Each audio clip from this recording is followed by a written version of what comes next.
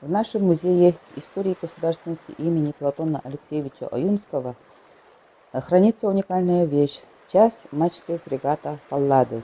И сегодня мы хотим познакомить вас с историей этого уникального экспоната.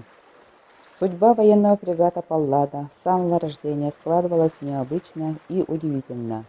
Достаточно сказать, что первым командиром корабля был замечательный русский флотоводец Павел Степанович Нахимов, плававший до этого вокруг света на фрегате «Крейсер». Строился фрегат «Паллада» по лучшим образцам своего времени, из первоклассных материалов и отличался от большинства других кораблей подчеркнутой строгостью линий, изящной отделкой. И это неудивительно, ведь его постройкой руководил опытнейший мастер кораблестроения полковник Стоки, а непосредственные наблюдения за работами на верфи осуществлял адмирал Павел Степанович Нахимов. Сражался парусник чуть меньше года, и 1 сентября 1832 года он сошел со стапелей. На борту красовалась золотая надпись «Паллада». Длина судна составляла 52 метра, а ширина 13 метров. Корабль укомплектовали 44 орудиями. Осадка судна 4 метра. Корабль почти 20 лет состоял на службе Отечества, ходил к испанским и португальским берегам, к острову Мадейра, в Англию, возил золото. «Паллада» была в составе эскорта кораблей, сопровождавших судно с германским принцем. Фрегат доблестно нес воинскую службу, бороздил моря и океаны, пока в 1846 году не подошла пора стать на капитальный ремонт, во время которого обновили надводную и подводную части корпуса. Когда команде поручили совершить кругосветное плавание, «Паллада» отмечала уже свое 20-летие. Из порта Кронштадт к чужим берегам фрегат отчалил в ненастный осенний день 1852 года. Командовал «Палладой» капитан-лейтенант Иван Семенович Унковский. В составе экипажа было 426 матросов и офицеров. Главная цель экспедиции, во главе которой был поставлен адмирал Ефимий Васильевич Путянин, заключить торговый трактат с Японией.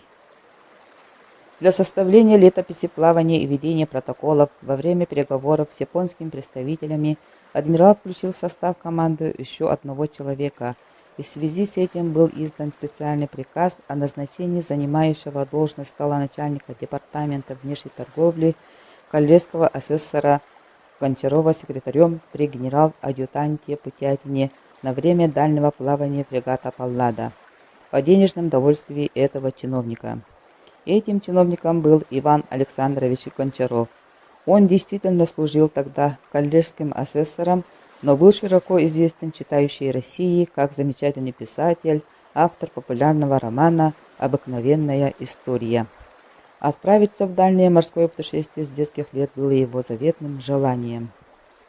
«Все мечтал и давно мечтал об этом вояже», писал он, вступив на палубу фрегата «Паллада». «Может быть, с той минуты, когда учитель сказал мне, что если ехать от какой-нибудь точки безостановочно, то воротишься к ней с другой стороны. И вдруг, неожиданно, суждено было воскресить мечты, расшевелить воспоминания, вспомнить давно забытых мною кругосветных героев. Вдруг и я вслед за ними иду вокруг света. Я радостно содрогнулся при мысли. Я буду в Китае, в Индии, переплыву океаны, ступлю ногою на те острова, где гуляет в первобытной простоте дикарь. Посмотрю на эти чудеса, и жизнь моя не будет праздным отражением мелких, надоевших явлений. Я обновился, все мечты и надежды юности, сама юность воротилась ко мне. Скорей, скорей, путь!» Корабль шел по маршруту Кронштадт, Портсмут, Мадейра, острова Зеленого мыса, мыс Доброй Надежды, остров Ява, Сингапур, Гонконг, Нагасаки, Шанхай, Нагасаки, Ликейские острова, Манила, остров Батан, Камагин, порт Гамильтон, Императорская гавань. Весь путь корабль преследовали ураганы и штормы. Из-за сильной течи и значительных повреждений парусов ему пришлось встать на ремонт в Портсмут. После посещения мыса Доброй Надежды фрегат за месяц пересек Индийский океан. О начале Крымской войны члены экипажа корабля узнали у берегов Сингапура. Остерегаясь встреч с англо-французскими суднами, Путятин завернул Палладу в порт Нагасаки и на близлежащие японские острова. Переговоры с японцами затянулись. Офицеры во главе с естествоиспытателем Пассетом занялись исследованием Японского моря с западной стороны, а также берегов Корейского полуострова. Исследователи стали первооткрывателями Большого залива, порта и небольшой бухты, которые получили их имена. На захват Паллады англичанами была снаряжена целая эскадра. Размеры не позволили фрегату пройти узкие фарватеры и укрыться в Амурском устье. Судно встало на зимовку в Императорской гавани, а значительная часть экипажа высадилась на берег. Моряки Паллады перешли на новый фрегат, а секретарь адмирала-писатель Гончаров на шхуне «Восток» отправился в Аян, откуда сухопутным путем через Сибирь в Европу. Письма, отправленные друзьям, и дневниковые записи, которые он вел во время двухлетнего плавания по южным и восточным морям на фрегате Паллада, составили обширную книгу путешествий, ставшую классическим образцом путевого очерка. Только в Якутии Гончаров впервые по-настоящему ощутил размеры России. Что толку, что Сибирь не остров, что там есть города и цивилизация, да до них 2, 3 или 5 тысяч верст, восклицает он. Позже это ощущение назовут островным синдромом дальневосточников. Космические зауральские расстояния приводят Гончарова в трепет. Мы сделали 800 верст, 200 верхом до 600 по мае.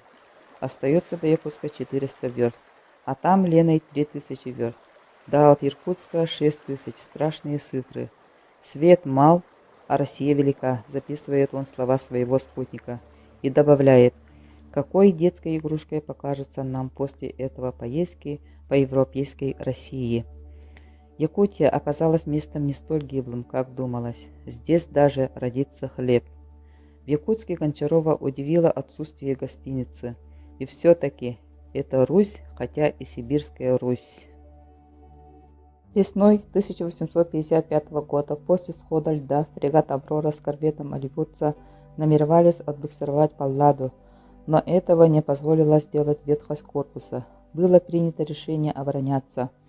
Фрегат разместили поперек бухты, демонтировали пушки с одной стороны и начали возводить береговые оборонительные укрепления. Но перевес противника был значительный, и одна Паллада не смогла бы выдержать натиска целой эскадры. Боясь захвата фрегата неприятелем, по распоряжению военного губернатора от 17 января 1856 года был затоплен.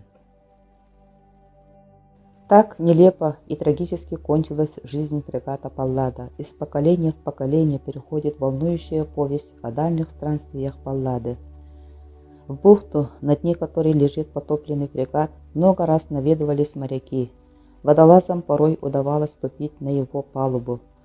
Первую такую попытку сделали в 1885 году матросы клипера «Джигит». Потом они с гордостью показывали друзьям вещи, поднятые с Паллады. Чугунные детали оказались рыхлыми, как сыр, и их можно было мять в ладони. Зато куски дуба обрели неожиданную прочность, стали тверже железа. Полный обзор затонувшего корабля водолазы сделали лишь в 1888 году.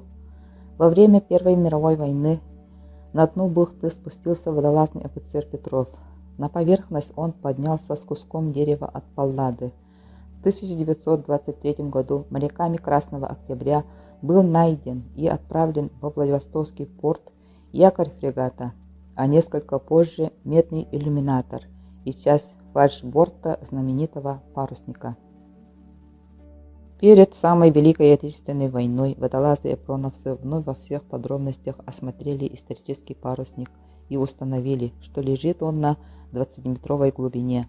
Ни мачт, ни верхних настроек не было обнаружено. Очевидно, их снесло льдом. Корпус фрегата сохранился сравнительно хорошо, и тогда же в печати появилось сообщение: в 1941 году советские водолазы поднимут с морского дна столетний литературный памятник. Война помешала осуществлению многотрудного замысла. И сегодня часть мачты этого легендарного фрегата экспонируется в нашем музее благодаря постоянному представителю Республики Саха-Якутия на Дальнем Востоке Георгию Дмитриевичу Никонову, руководителю уникального проекта «Пути великих свершений». Во время одной из экспедиций по этому проекту Георгий Дмитриевич привез часть мачты фрегата «Паллады» из Музея Морского государственного университета в городе Владивостоке, поднятого водолазами Тихоокеанского флота в 1969 году в бухте Постовая, и в 2016 году подарил нашему музею вместе с другими материалами. Спасибо за внимание.